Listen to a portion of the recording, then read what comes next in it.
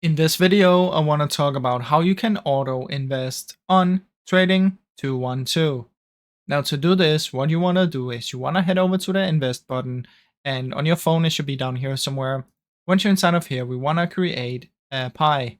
So come here and press create, then simply add the instruments that you want. I'm just going to choose random stuff. Of course, you should only choose the ones that you want, but I'm just going to add just these four real quick. Now, once I've added these, I'm going to press next. Then in here, what you can do is you can select how much to each one you want to do for your pie chart. This is all custom, so you just decide what's best for you. Then press next.